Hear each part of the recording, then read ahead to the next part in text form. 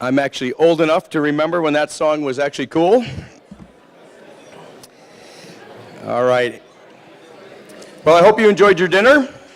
We are ready to have the evening proceed.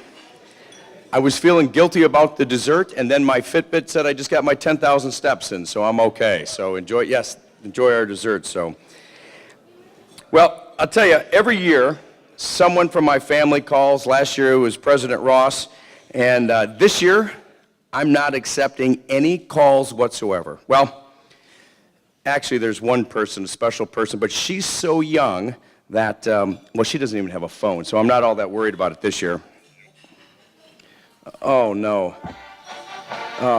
Hold on a sec. I got to take this call. How you doing? Good to see Ellery, my adorable, cute daughter. Of course I'm taking your call in the middle of this event. Hey, question, though. How'd you get a phone? Your mother loaned you her phone. That was very nice of you, sweetie. Thank you. What's that? You're proud to be a Chip, too? Awesome. Can play second base here? Shortstop? Great. Love to hear it. And, oh, that's excellent advice. Thank you, thank you. I love you, too. You're the best. My daughter thinks that we should silence our cell phones so that nobody makes that fatal mistake. All right. So an event like this takes planning, hard work, dedication, and I'd like to recognize the following College of Business staff for their time and efforts on this event. Please hold your applause until the very end, and then feel free to cut loose. Here we go. Our hardworking tech team with Allison Osterdale, Kurt Behringer, and so all the nice videos that you're going to see Kurt does, and a lot of the signage is what Allison does. From the Dean's office, we have the delightful Sarah Ransom. And from the advancement team, we have Melody Bowling, we have Julie Judge, and last but certainly not least, Cindy Howard. Let's give them a big round of applause, please.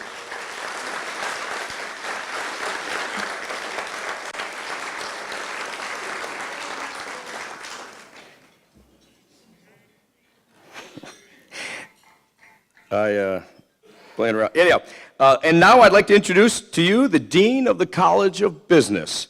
In his 8th year at the helm, Dean Crespi has shown great vision, leadership, and a steady hand at the wheel.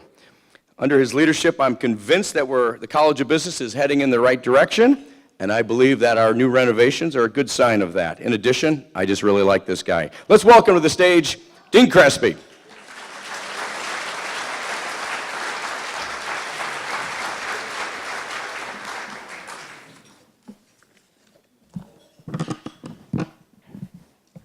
Good evening. And thanks, Mike, for those kind words. And let me extend my welcome to this evening's festivities and the new Grand Atrium. This facility and the adjacent remodeled space has been hailed by students as a much-needed addition to the college. And I hasten to add that it would not have been possible were it not for the generous contributions of so many of you sitting in the atrium tonight. Your gifts provide a more inviting, invigorating, and tech-savvy environment for the next generation of Chippewas. So let me say thank you for all you've done to advance the careers of those who will walk in your footsteps. We have many distinguished guests here this evening, in fact, too many to mention. Yet it's my distinct pleasure to recognize at least a few of the people who seem to be more family than guests. The chair of our advancement board, Mr. Jeff Seeley, and former chairs Paul Richard and John Kolhavi. Gentlemen, please rise and be recognized.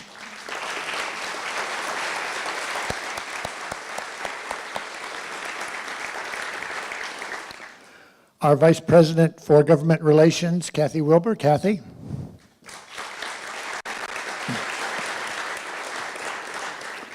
We also have with us this evening from the Hall of Fame class of 2013, First Lady Emeritus Louise Plachta, wife of Leonard. Louise.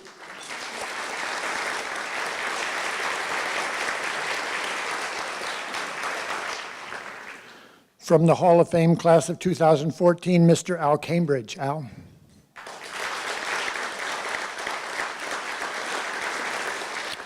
From the Hall of Fame class of 2015, Mr. Mike O'Donnell and Ms. Karen Cook, wife of Dr.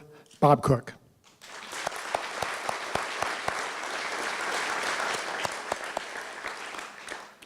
And from the class of 2016, Mr. Dave Underwood. Dave.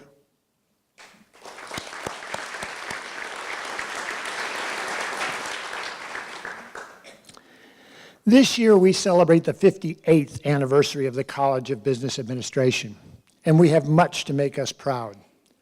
Our nationally ranked entrepreneurship program, our nationally ranked MBA program, our nationally ranked logistics program, our nationally ranked professional sales program, and many more. Our students represent CMU in a host of venues, in numerous competitions, and on many stages. They have put their stamp on the world by earning regional championships, national championships, and yes, even a world championship. This past year, we launched 2 new online programs, a master's degree in entrepreneurial transactions and an online version of our Master of Science in Information Systems. And last, but certainly not least, 24 student startups are in business today as a result of our new venture competition. None of this would have been possible were it not for our fine faculty and staff. So I ask humbly that you all rise and be recognized.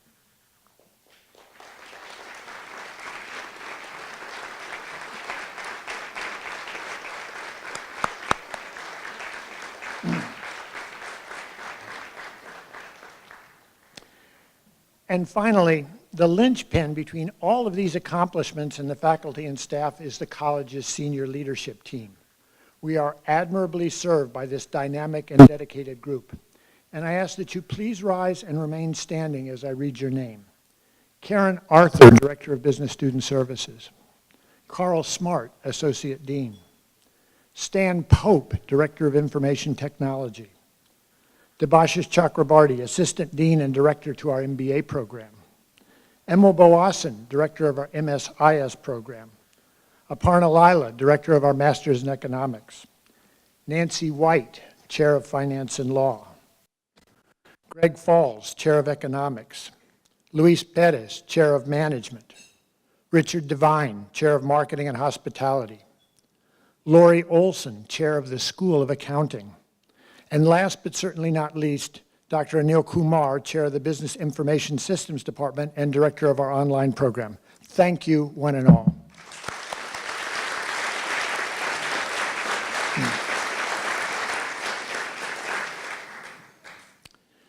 This year's inductees to the Hall of Fame continues a tradition of distinguished individuals. You know, it's often said life is like a grindstone. It can either grind you down or it can polish you up. We're here tonight to honor 2 gentlemen who dedicated their lives to helping others shine. This evening's inductees have found joy and inspiration in their life's work. Yet perhaps more important, they bring joy and inspiration to the lives of those they touch by helping them find direction. Thank you to those of you who nominated worthy individuals, those of you who have written letters of support, and those of you who served on the committee faced with the difficult task of selecting our honorees. And finally, thank you to each and every one of you for joining this evening to help celebrate the life's work of Dan and John. We're in for a truly delightful evening.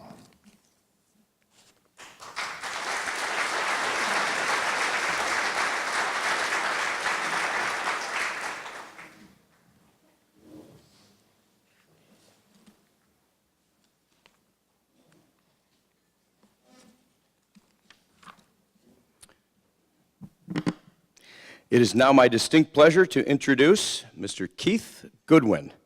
A 1974 graduate of CMU, Keith left Mount Pleasant to embark on a career in high technology that had him traveling the world in executive positions for both Hewlett-Packard and Cisco Systems. Keith retired from his role as Senior Vice President of Worldwide Channels at Cisco Systems. In 2006, Keith received an honorary doctorate in commercial science. We were honored to have Keith serve as our first senior executive professor in the fall of 2013. Keith also earned in 2014 the CMU Alumni Commitment Award. He's a very busy guy. In addition to being an accomplished triathlete, Keith regularly finds time to support CMU initiatives and mentor a business student. He currently serves as the head of the College of Business Roundtable. Let's give a warm welcome, Keith Goodwin.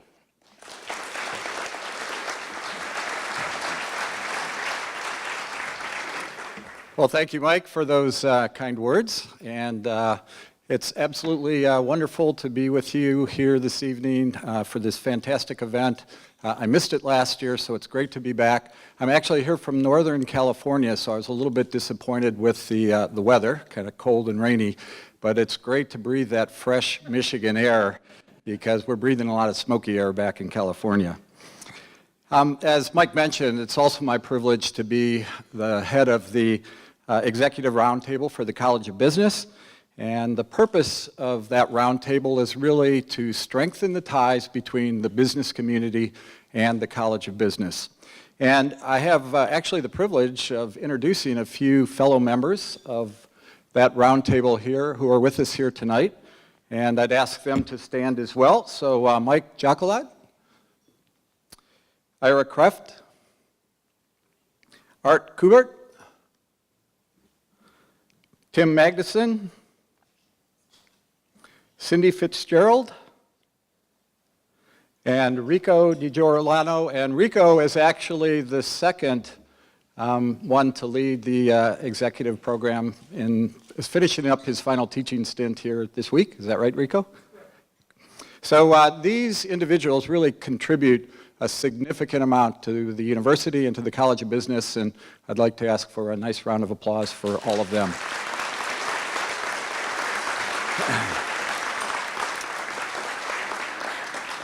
So one of the privileges we have as a roundtable each year is to review the many worthy nominations for the College Hall of Fame and to forward 2 names to be honored at this event. As you can imagine, this is a very challenging task. Nonetheless, we're here tonight to honor 2 individuals who we believe have contributed to the College of Business in truly unique and impactful ways, making them worthy of this highest honor. As is tradition, we have selected 1 faculty member and 1 alumni for recognition. And I have the distinct honor tonight to introduce this year's Faculty Hall of Fame inductee. As CMU celebrates its 125-year anniversary, we really have an opportunity to consider the distance the university has come and those who have shaped our fabric and culture. Business education has been at the heart of CMU since its inception. Having been formed in 1892 as a normal school and business institute. It was in 1960 the College of Business Administration emerged as a distinct entity. And in those intervening 58 years, a few very special people have had a truly profound effect on the college and the lives of those students who have entered our doors. Among them are other Hall of Famers, and we have their pictures here. Doug Iles, Bob Cook, Lyle Wilhite, and of course Leonard Plachta, all of whom were iconic figures in the life of the college. Tonight, Dr. Daniel Edward Vetter will join that esteemed group. Faculty members, staff, and students alike consistently use the term father figure to describe Dan Vetter's impact to the college. Now, I'm sorry to say, Dan, some of the students actually use the word grandfather figure, but that's kind of how it is. For those of us who have served on the roundtable and other advisory boards for the college, the one constant over the past 2 decades has been Dan.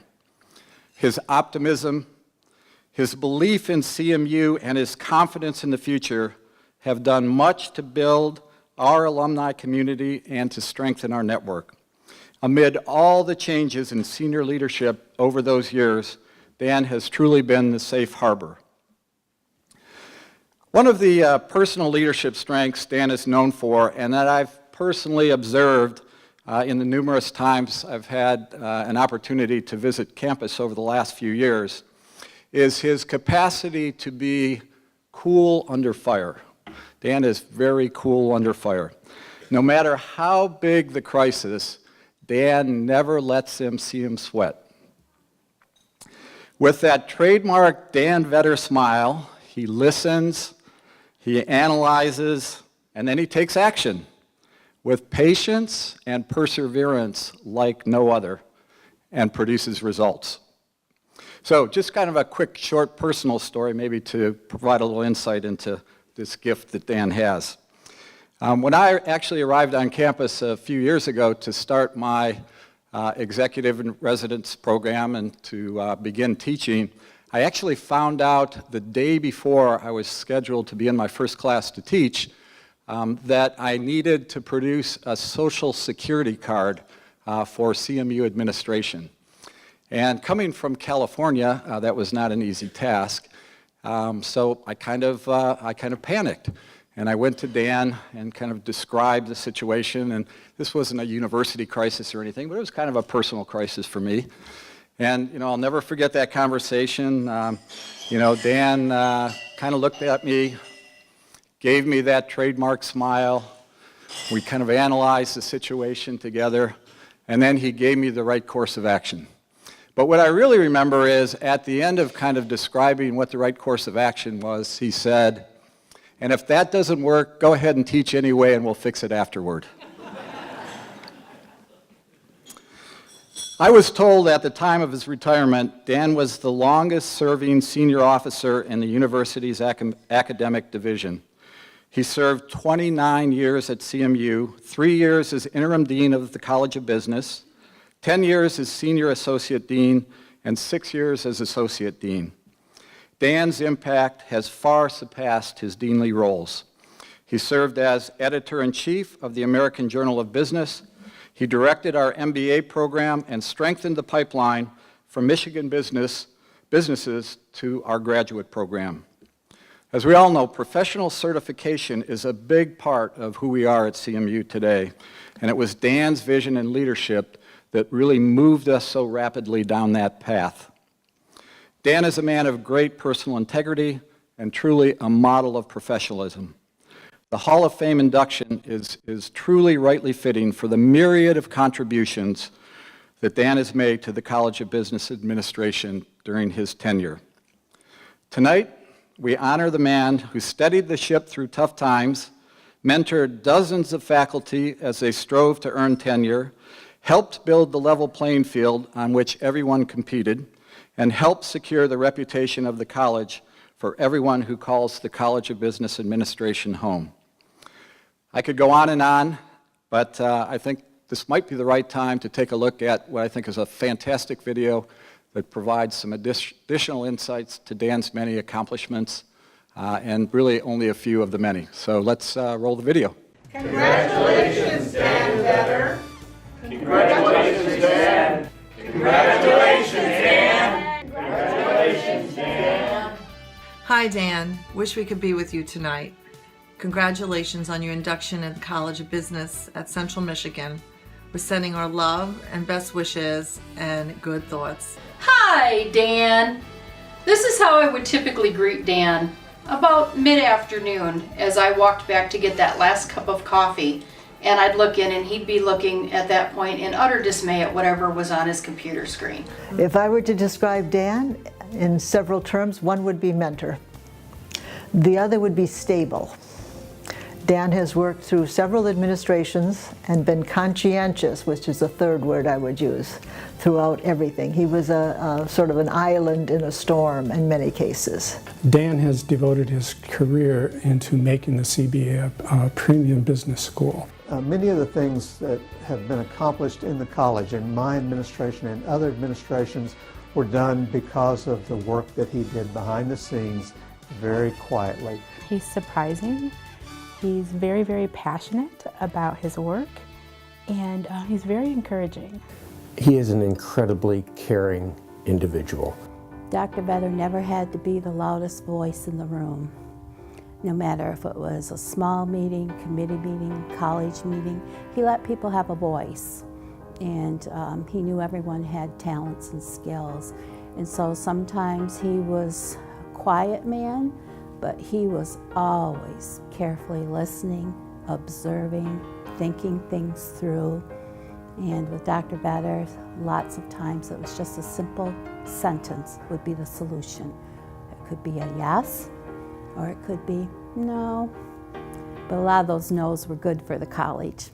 One of the things we worked with as an MBA advisory board was really trying to look at how the CMU MBA program stacked up against other MBA programs. And I remember Dan did a very, very good job of helping share some benchmarking studies that were done, and he engaged this advisory board very effectively in number one, helping us understand that data, and then number two, having a very healthy debate leading to, I think, ultimately some good ideas on how do we continue to improve relative to these other programs that we compete with. We had decided that we wanted to, when we graduated, have an MBA book. We started researching other colleges and universities. Harvard University does an MBA resume book. They send it out to all these companies with a letter from their dean. And he said, sure, go ahead and do that. Do you know how to write resumes? And we're like, no, we don't know how to do that. So he actually paired us with someone from Student Services who came in and taught us how to write resumes. And we put together an MBA book. And then he wrote a beautiful letter as like the cover for it. And then we sent it out to about 200 agencies or organizations throughout the United States, and even I think there were 2 or 3 places that were overseas. And it was fabulous. We had like 3 that got jobs, interviews and jobs right away. So it was really nice.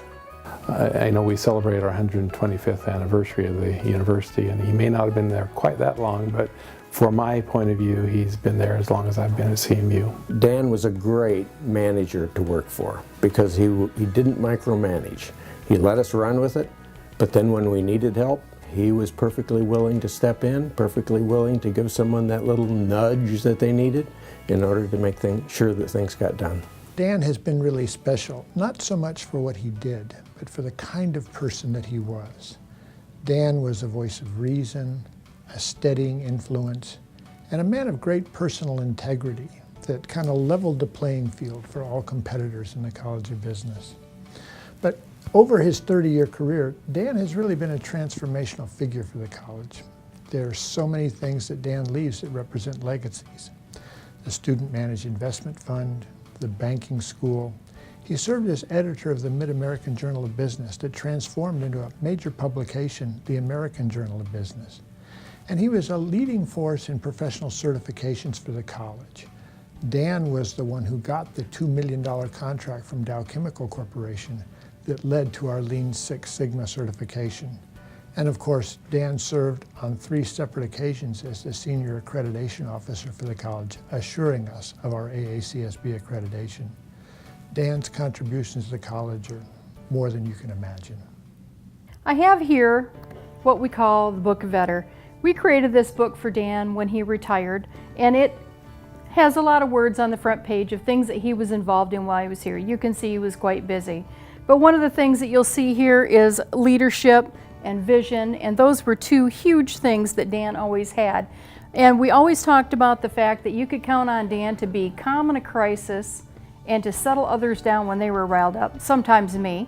And we often referred to Dan's characteristics as the Book of Vetter, and he doesn't know that, but the development staff did. And we always said if we could ever take a page out of the Book of Vetter, we would be better people for it. And that's what we're here to celebrate tonight, Dan. Better people, and you're one of them. Dan showed me how a person should live up to his responsibilities, both in the workplace and in his home life. When he was done working, he turned into Dad. He never brought work home with him. I know he did, and I think he spoke to my mom about it, and he always shielded us from those things, but he never brought his emotions and his work home with him, and I think that's what made him a better dad and also ultimately a better professional. While Dad was working with you for the past 29, almost 30 years, he was being an amazing father to Patrick and myself, and he was going to baseball games and ballet recitals and cheerleading competitions and more baseball games and driving us to college and moving us to Chicago or wherever we needed to go or be. And he was just always so generous with his time. See, I am crying a little bit. Don't listen. He was always so generous with us. He leads by example, and rather than trying to coerce or force people to do things, he kind of shows them how things should be done. And I think he has a quiet intensity. He just keeps going and going and going. He never gives up. We wouldn't be where we are today without Dan.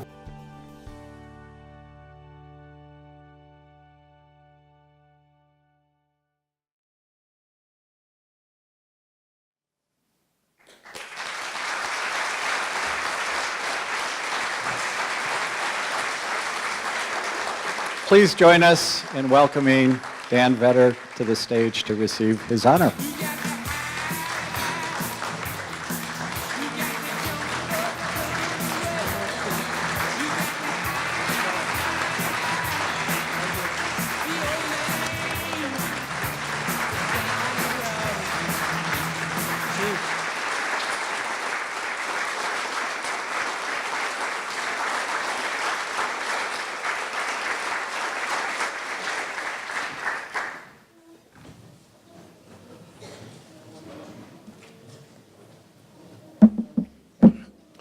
That was Old Man Down the Road, wasn't it? Yeah, that's appropriate. Thank you so much, Keith.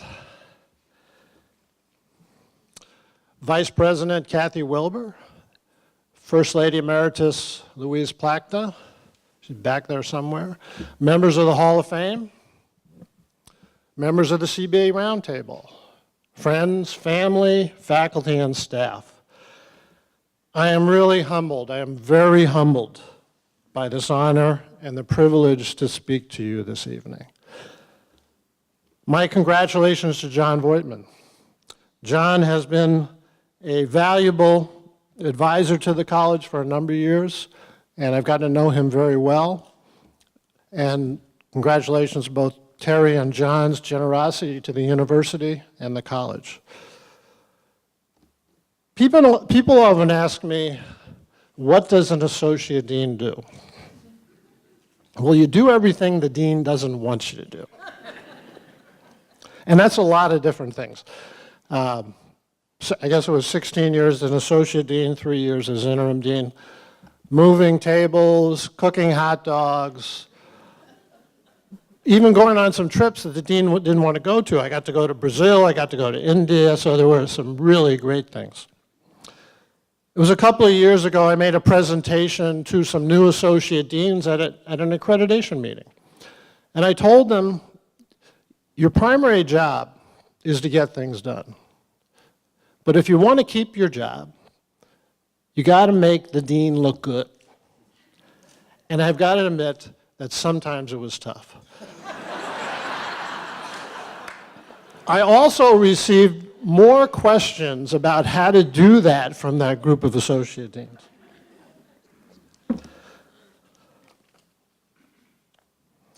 I also had to do some training. We had, several deans that had little or no experience as dean when they were appointed, and we kind of worked things out and usually worked pretty well together. But I've got to tell you, the main advantage of being associate dean is that when you screw up, or when, let's say, the dean and the associate dean screw up, the president and the provost blame the dean.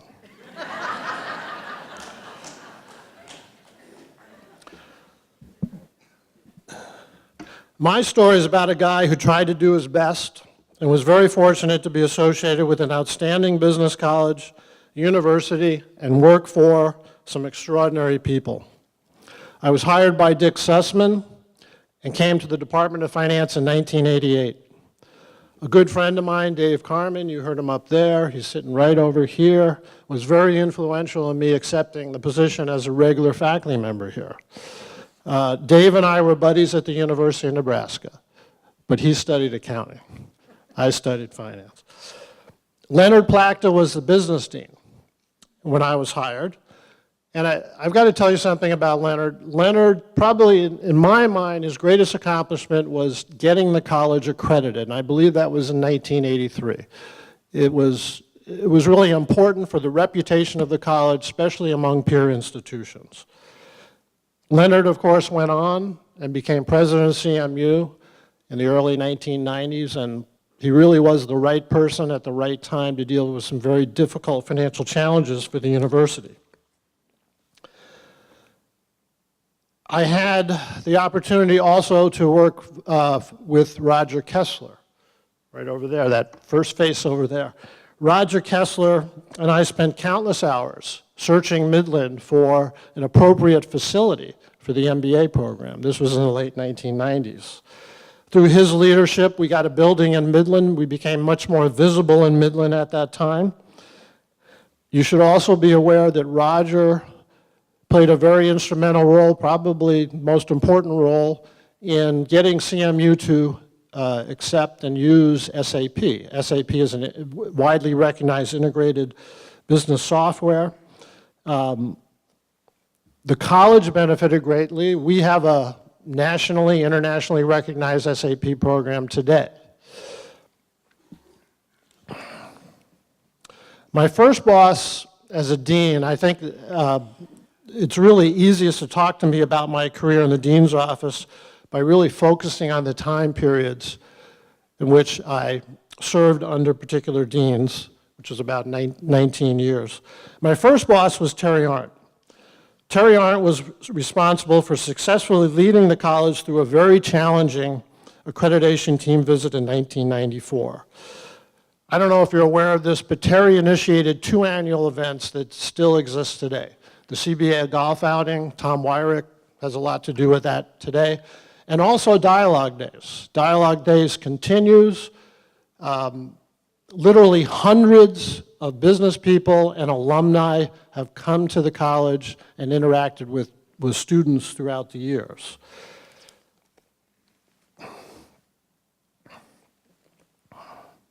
Terry hired me as an associate dean and MBA director in 1997. And I got to tell you the truth. Early on in the semester, I looked like a deer in headlights. I had experience at Drake University, where I came from, as a department chair, but nothing like this. Beginning of the semester, we were in Grand 105. Everything came through that office. And I remember later on that semester, Kathy Schaefer, some of you might remember Kathy Schaefer, the assistant to the dean. You know, it might have been October, November. She came to me and said, "Dan, I didn't think you were going to make it through that semester, that first semester." And to tell you the truth, you know, there were some days that were kind of crazy. But I did, and with the help of a lot of people. At that time, in the late 1990s, we were beginning to make stronger efforts to collaborate with international institutions. You saw some pictures up there. Probably the first significant formal relationship we had was with the Arab Academy, which is located in Alexandria and Cairo, Egypt. It was really a great relationship because we had a number of their students transfer as undergraduates, complete their degree here, and also MBA students, and we also had one of their faculty come here and teach. But we also had several of our faculty teach there during the summer, and so that was a very successful relationship. Those trips were a lot of fun. I went to Egypt twice, and we literally rode horses right next to the Sphinx. My second boss was John Schleed in 1999.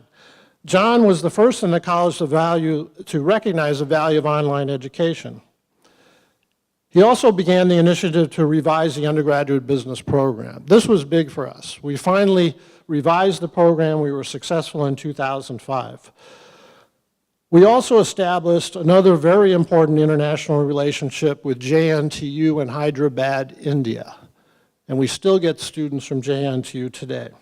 This agreement was established in 2001 and has brought hundreds of students to our graduate programs. They completed their MBA program or their MSI program here, MSIS program. And I should give a lot of credit to Kumar Palmaswamy from the management department, who's passed on. He was the initial contact for this relationship. Excuse me. I then served as interim dean from 2004 to 2006. You talk about challenges. We were faced with an accreditation review in 2004-05, and we were one of the literally the first handful of schools that were coming up under the new, tougher standards. And all I'm going to say is that we eventually made it. One of my proudest accomplishments is that we began a Six Sigma partnership with Dow Chemical. I believe 9 of our faculty earned Six Sigma Black Belt certification through Dow's program. At that time, George Ross served as CMU's Vice President for Finance and Administration, and he was able to match up all of our faculty with projects here at CMU. My third boss, Mike Fields, was dean from 2006 to 2009.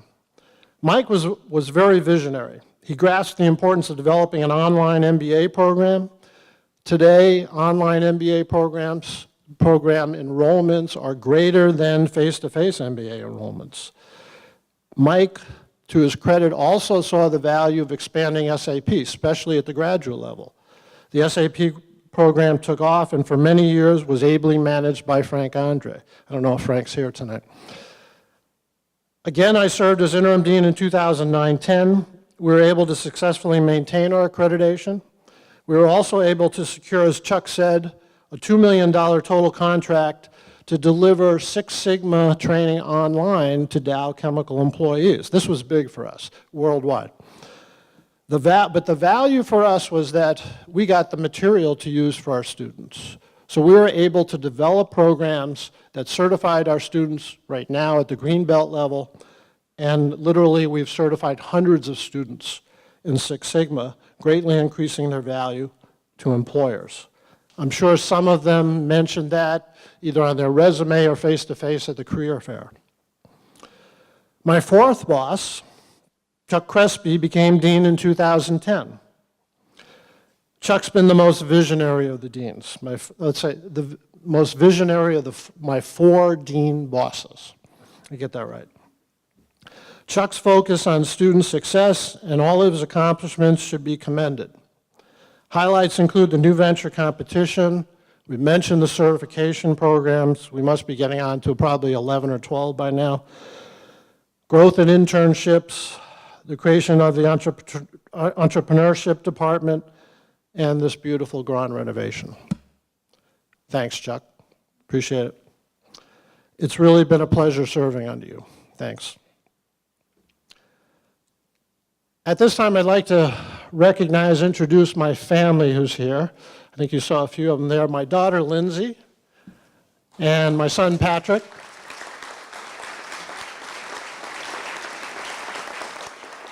And I'll just take a minute. I mentioned some of our close friends, Norm and Susan Worley, Deb Skinner, Janet and Andy Henning, Dyke and Phyllis Heinze, Dave and Sue Carmen. I'm glad you're here.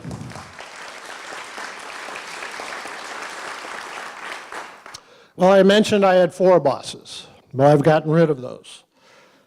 My fifth and permanent boss is my wife, Bonnie, and I wouldn't give her up for anything.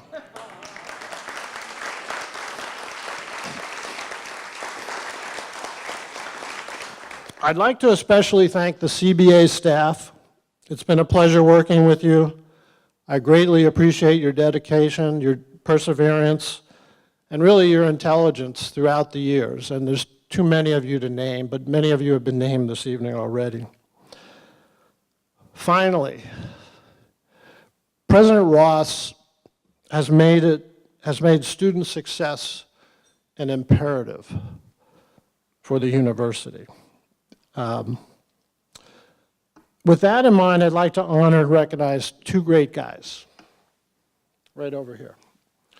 Bob Cook and Doug Isles, both members of this Hall of Fame, who passed away way too soon, but epitomized what faculty can do for student success. Bob Cook, some of you know Bob, logistics management faculty member with help from his wife Karen, placed and I think I'm truthful in saying this over the years because it was decades, thousands of students in internships and career positions. Bob dedicated his life to student success. If you know Bob, you know that. Doug Isles. Doug Isles, I remember when he started here, the way I look at it, he took us by storm with his can-do positive attitude, his high energy level. He really changed the personal financial planning program. He brought in employers to hire the students. He revised the curriculum so students could sit for the CFP exam and developed a very high-quality program.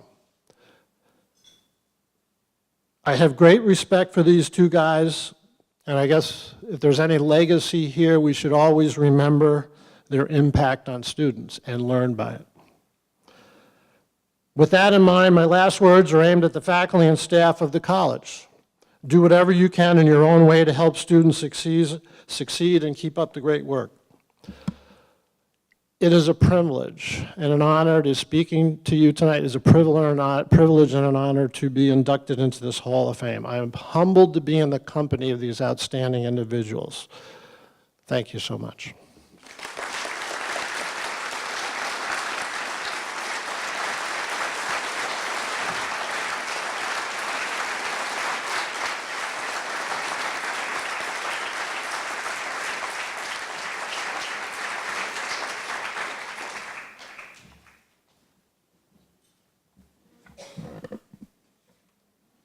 We'll leave this with you.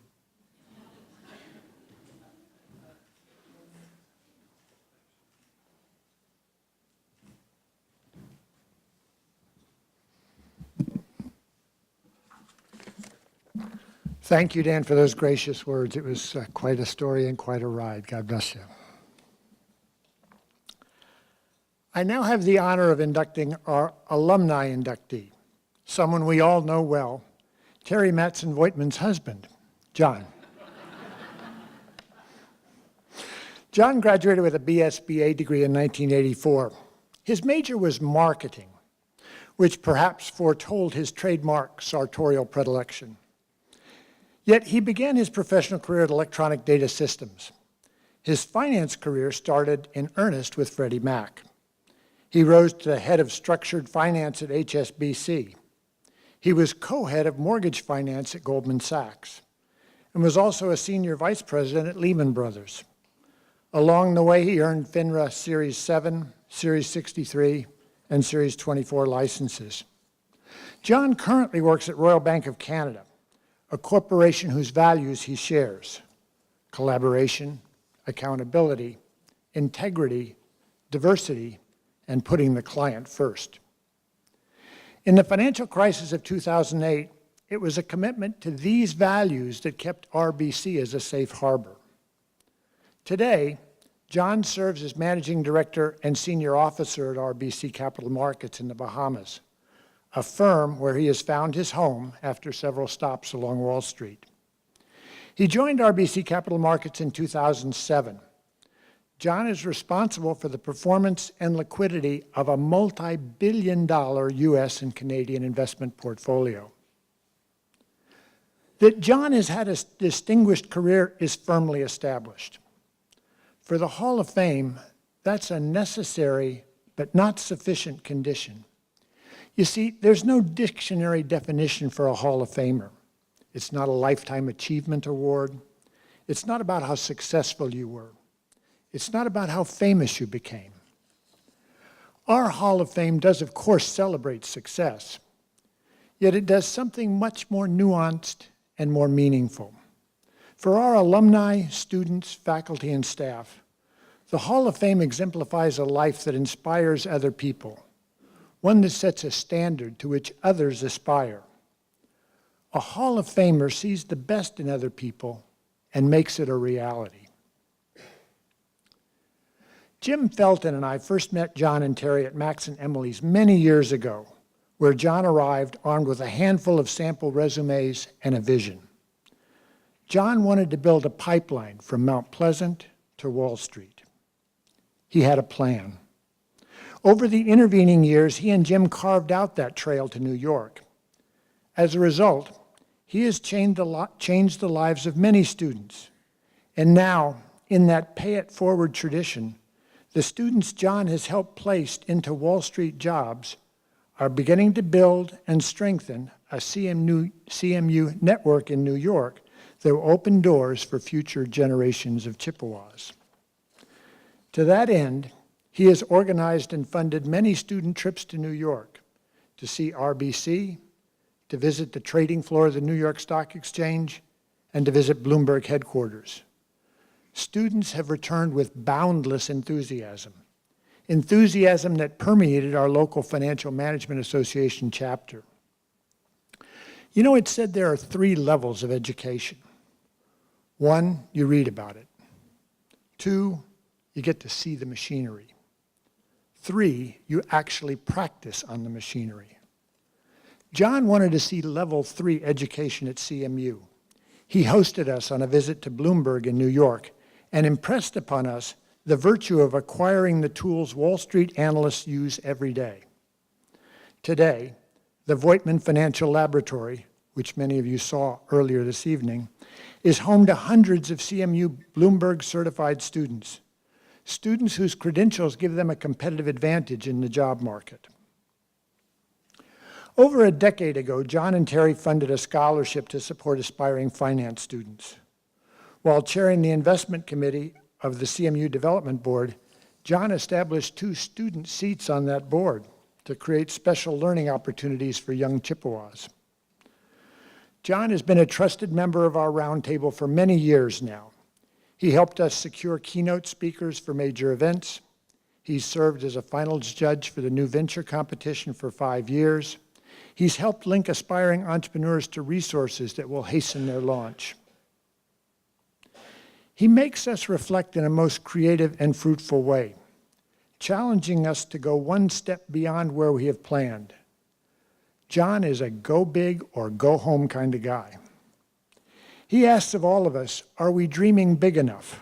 Are we trying hard enough? Tonight, we try hard to say thank you. I invite you to sit back and take a look at the little video we've prepared for John. John, congratulations on your induction into the Central Michigan University College of Business Hall of Fame. I can't think of a more deserving and worthy inductee. I am so proud to call you friend. You know, since we met shortly before the financial crisis in 2008, as I think back, I was struck by 2 things. The first impression was the bow tie. Not many people wear a bow tie anymore, but you know what? You rock it. And so keep on rocking it, man. Some words that come to mind when I think of John are leader, integrity, and bow tie. Don't forget the bow tie. I bet he has it on right now. John wears a bow tie a lot of times, and the first time I saw him, he was in a bow tie, and I didn't know who he was. He was sitting next to Paul Salyers. I'm like, who's this goofy guy in a bow tie? The 3 words that come to mind when I think about John Voigtman, it's pretty simple and pretty easy. The first is Terry, the second is Kirby, and the third is CMU. I often have wondered about John, if the John we know today would be the John we know today without Terry. They've been together pretty much since I've known them, and they've always been just the most gracious couple you could imagine. I'll never forget one of John's comments was, look, I'm on the East Coast. We keep seeing students from Yale University and from NYU and from Harvard, all great institutions, but our students at CMU are just as talented, just as smart, and they deserve these opportunities as well. John has had an extraordinary impact on our college over the last decade. In particular, he has opened doors for our student population to compete for jobs on Wall Street in ways that they otherwise would not have been able to. With the Voigtman Financial Lab, we have created an educational environment that prepares our students to compete effectively with Ivy League graduates. I remember before I had the opportunity to actually meet John, I was doing some research on him and reviewing his career. And it was at that moment I knew my future endeavors were possible. Because if John Voigtman could do it coming from Central Michigan University, the same university I attended, so could I. he's very proud of the business school and what it did for him. I think he's probably done as much for the School of Business financially as just about anybody. As a roundtable member, his voice, his opinion has had a big impact on the kind of things that we do. He has taken steps to help students in a variety of ways. He's obviously also a strong financial contributor. One of the things that I think his leadership shows is he leads through actions. And I've always been impressed that even though he's lived and worked in New York and then more recently living and working in the Bahamas, somehow he's always able to prioritize and be at the key events, be at the key meetings. The amount of time that he spent coming back just embodies who he is and his devotion to CMU. I was impressed with John the day I met him. He was very knowledgeable, very active participant, very vocal. He thought things out very well. I think all of us benefited very much from his presence. Our very first interaction was about Central, and he's just been a very,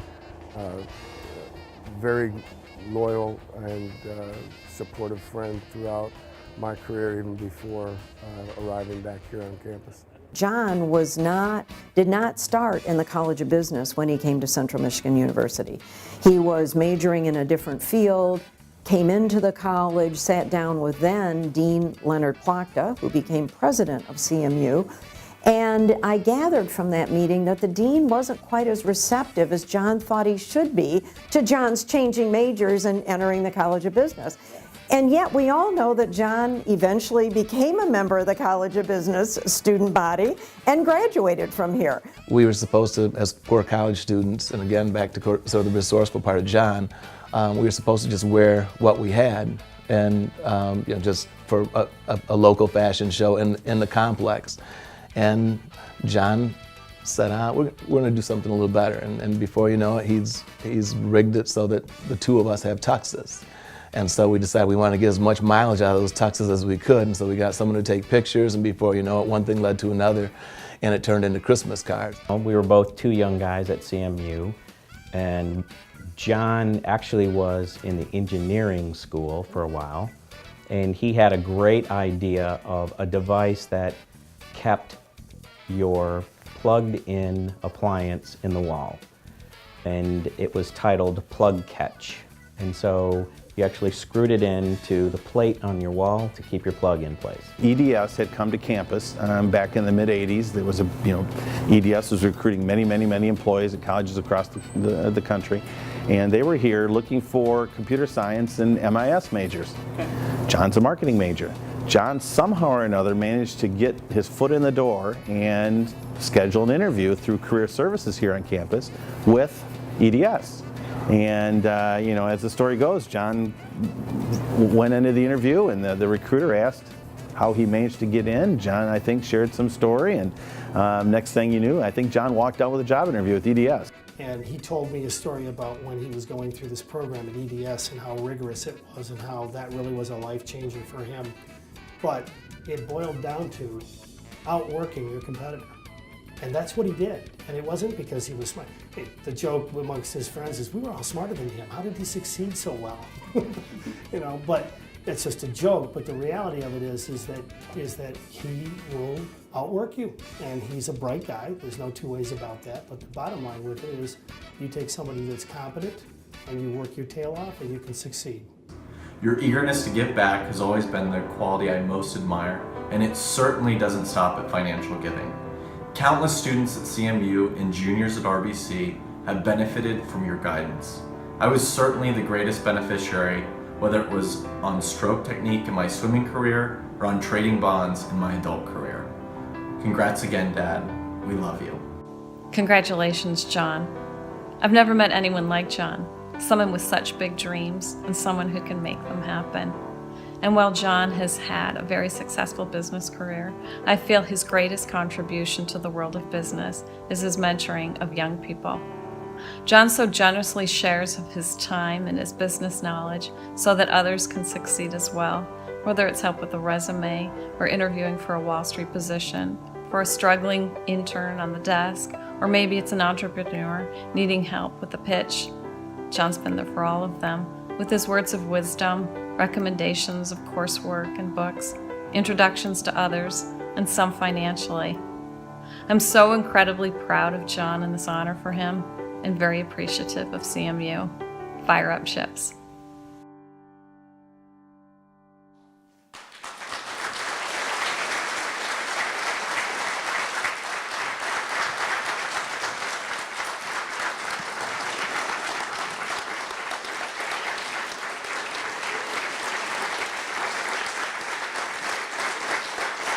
Please join us in welcoming to the lectern the 2017 alumni inductee, John E. Voigtman.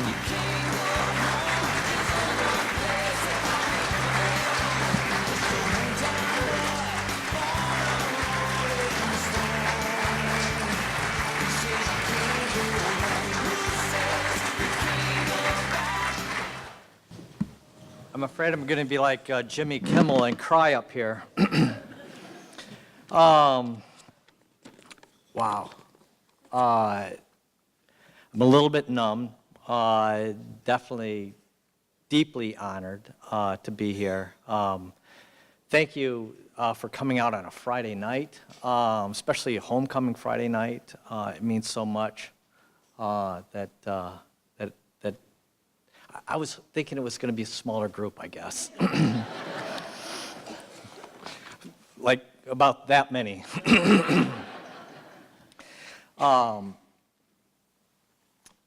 Dr. Vetter, it's amazing to share the stage. When I first came in tonight, I looked up at the wall here, and it's kind of like Sesame Street. Which one of these don't belong? And it wasn't you. That's not what I'm saying. It was over here. Thank you very much. Dean Crespi, I wouldn't be here if it wasn't for you. You've assembled such an amazing roundtable. You get asked to do a lot of things, and it's really rare when someone asks you your opinion and they follow through on it. And I can't thank you enough for allowing me to have some ideas and discuss them and turn them into a reality. And one of the most amazing realities, and I recruit all over the country and go to a lot of business schools. And not that I was ever ashamed of our old building, but it didn't stack up to a lot of the other business schools. And last night, Terry and I came through these doors, and there were, 60, 80 kids in suits at tables meeting with companies. And it looked like a real business school. So thank you for your vision. I remember a few years ago when you said you had this idea, and you kind of explained it, and it turned out better than you even explained it. And this is amazing. So it will do a lot for students, I think a lot for faculty, and it does a lot for alumni who are now really proud of this building. So thank you for doing that, and all the other things, but the building is the most impactful, like right now, standing up here looking around. I also want to thank everyone who worked on tonight. Julie sent me an email. She sent me a few emails, but I got one. She said, like, if you need me to put your speech in a script, I'd be happy to do so. I thought, like, speech? And I talked to Paul Richards earlier today, and I said, I'm speechless. I don't know what to say. And he said, well, you better hurry up and think of something. But thank you to everyone who put this together. I thought the meal was great. The presentation is great. The video, amazing. feeling a little choked up about it, but thank you very much. I'm going to do it the opposite the way that Dr. Vetter did. I want to thank my parents for coming up from Saline. They really taught me work ethic and always to do my best, and that really helped me put on the path that I'm on. So thank you very much.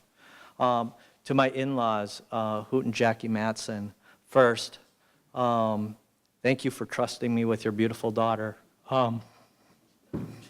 It's made my life easy, and you know, Terry has had to sacrifice a lot to follow my career around, and she loved teaching. I heard President Ross today talk about the legacy that this university has as a teaching college, and he said today that it's probably one of the finest teaching colleges in the world.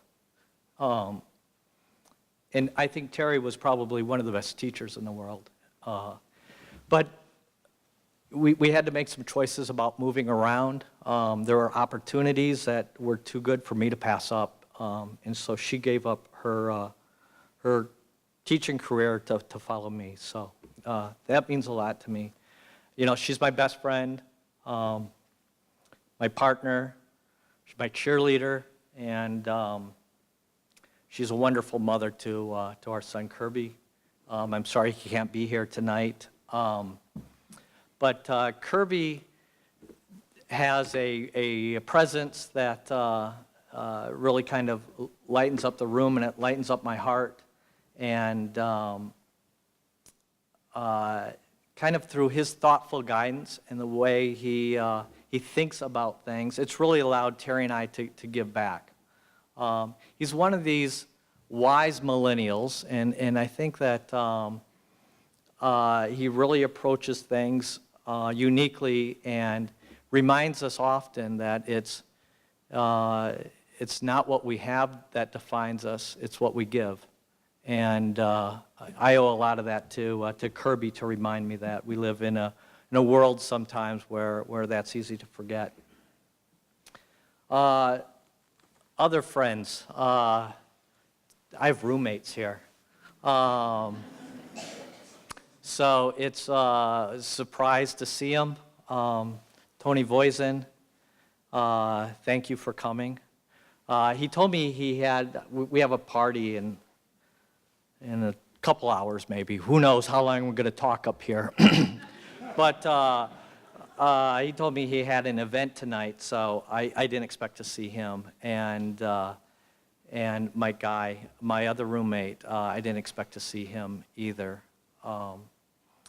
Shamari Benton. Shamari is one of the success stories at RBC. He's one of me. He made his way from Central Michigan to Wall Street, and now he's one of our rising stars in sales and trading in our LA office. Shamari, he came all the way from LA for this. Shamari, thank you.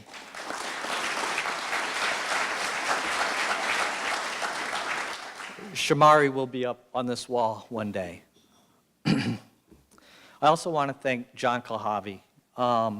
John is not just a friend and a mentor, he's also a business partner. I've learned to respect and gain so much knowledge from John.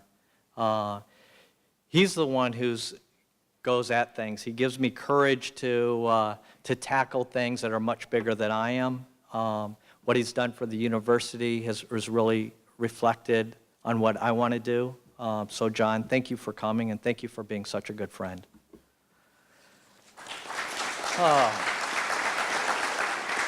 So again, it's at work, you know, I've talked to a few friends that, you know, I said I'm going to Michigan for the weekend, football game, and then I kind of ease into it that I'm getting into our Hall of Fame, and I get some weird looks. Mostly, I think there's a surprise that usually pretty familiar. Will hear me on the phone with the investment committee calls that we have, or roundtable calls that we have every once in a while. But it's interesting where I have a work life and then I have the CMU life. And I just feel incredibly lucky to be able to do that and to have that. But to be honest, I've always been lucky.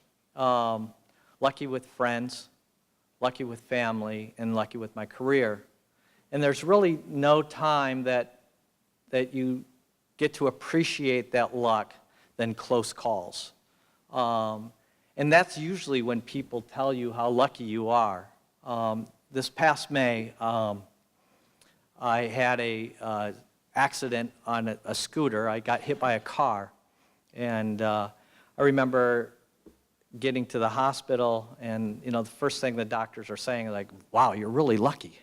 And so it's one of those situations where you feel you're lucky. And I remember looking at Terry and thinking like, am I alive? Am I sure I'm alive? And then a couple minutes later, Sean Connery walks into the my emergency room, and I thought like, I'm probably dead, because I would script it that Sean Connery comes into my my emergency room to ask me how I'm doing. So, but I was lucky. It turned out well. I was lucky to have some good friends that got me to Orlando, got me to see good doctors. And again, I get to Orlando, the doctors are saying, wow, you're really lucky. I'm like, yeah, I feel lucky. Then a decade ago, with the financial crisis, I was literally right at the heart of the financial crisis. I was a mortgage trader, trading subprime bonds. So going through that, you really understood kind of what the market was about, what was failing, how it was failing, and actually a good feeling of how bad it was going to get. It devastated so many careers, family economies, and as one of the leaders on Wall Street that ran a mortgage desk, we had a lot of questions to answer. And so meeting with executives, with regulators, with prosecutors, trying to explain what happened, that close call really brought me this real appreciation for integrity and detail and authenticity, making sure that things that we do are constructive and not destructive.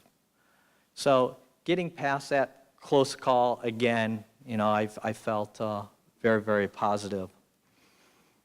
16 Septembers ago, I was in the building when a plane flew in and it hit, and I had to get home. And we got home, and again, another close call, and you had such an appreciation for friends and family. You have no idea how many calls and emails you get when you're in a tragic situation like that. Just a close call, but I felt really lucky about that. And then 3 decades ago, in this very building, I had one of my first close calls, and Kathy talked about it a little bit. I started off as an engineering major, or pre-engineering major here, which it's not really a major, and it wasn't really pre-engineering. It really meant that I took some math class and some electives, and if I wanted a real engineering degree, I was going to have to leave the university. I met Terry, and I decided I wanted to stay. I took a marketing course, and I got bit by the business bug, and Dr. Lepisto was kind enough to set up a meeting with Dean Plachta at the time. Kathy talked a little bit about that meeting. The close call here is if I didn't get into the business school, I had no plan B. So I went in, and I remember the probably you guys do too, the dark paneled office and that ginormous desk and 2 chairs. I get to sit in one. He said, tell me a little bit about yourself. And I don't really know exactly what I said. And I remember when I was done, though, just like the picture, he put his hand on his chin, so professional, kind of stern. And I had no idea how I did. And he said 4 words. And those 4 words have carried with me forever to this day and will going forward. Those 4 words were, how can I help? That's when I knew that Central was going to be an important thing for me. It's just simple, right? You meet someone, you're in a position to help. It's really being able to help. We're at our best when we're helping people. We've seen that in crises this year, right? We're at our best when we're helping people. And Dean Plachta allowed me to keep my plan A. He allowed me, that was the fork in the road, I don't know if it's a proverbial fork or a metaphorical fork. Which one? My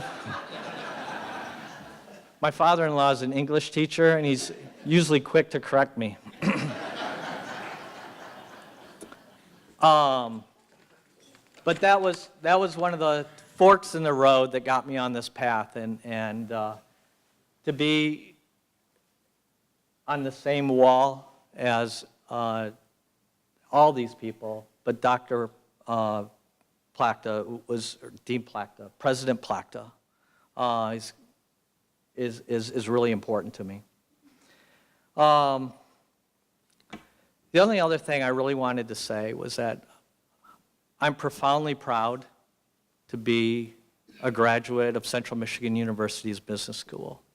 So thank you for everyone here that contributed to that, and fire up chips.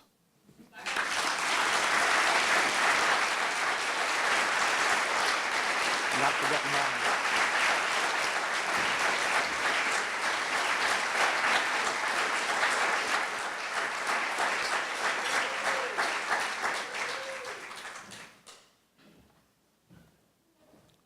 You all should have a spot of champagne in front of you.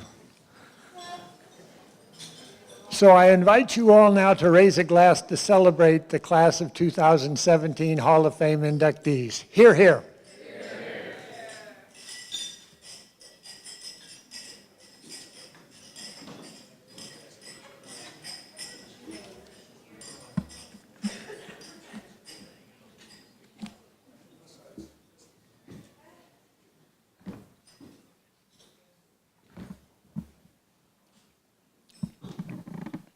Well, you can now see why this is one of my favorite nights of the year. I'm proud to be a Chip. I had the privilege to work with Dan, and I truly enjoyed your presentation. Your daughter made me cry in the video. Yes, you did. But you were described excellent, and it was a pleasure working with you. And John, he does rock the bow tie, and we're very lucky to have you in our group here, so thank you for that, too. We're very proud of you. Well, before we bring the evening to a close, I want to remind everyone that it is time to nominate next year's Hall of Fame inductees. If you know someone that is deserving of this award, and there are many of them out there, many here tonight, please take the time to nominate them for Hall of Fame's class of 2018. In previous years, we've had the honor and privilege to induct Leonard Plachta, Roger Kessler, Al Cambridge, Lyle Wilhite, Mike O'Donnell, Bob Cook, Doug Isles, and Dave Underwood. Tonight we add 2 more Hall of Famers, John Voigtman and Dan Vetter, to this prestigious list. 2018, we're going to keep the magic alive and add 2 more people who've had a tremendous impact on CMU and the world. If you haven't already, you really need to see the Pranger Recognition Hallway, located just over there now, I get to say that. It's spectacular. It features great information on our college, our programs, and most importantly, it shines a spotlight on our honorees in a meaningful and engaging way. It is well done, and it's only the beginning. And while you're at it, you should also feel welcome to explore the first floor and the second floor of our newly renovated building. I agree with you. We're a real school now, and it feels great, and students get excited about it, faculty are excited about it, and it's just wonderful. So please take some time to check out our newly renovated building. It is a game changer. So the moment has come. It's time to close the event, and as you know from our inductees tonight, that we get to listen to stories of Hall of Famers having Hall of Fame careers and living Hall of Fame lives, and just having such a positive impact on the world. No wonder I'm so proud to be a Chip. But before you close your eyes tonight, let's reflect on these great men and all their accomplishments and feel the pride to be affiliated with CMU. I thank our inductees for showing us that the American dream is truly alive and well today. But tonight, I throw out a special challenge. Let's take our inspiration, let's take this feeling of being renewed and go out and live Hall of Fame lives ourselves, and let's help people. Let's help them to that next level, which I think is wonderful. And let's make a positive difference in the world. It has been my pleasure to be your MC tonight, and I hope that you're as inspired as I am. Good night, and have a wonderful evening.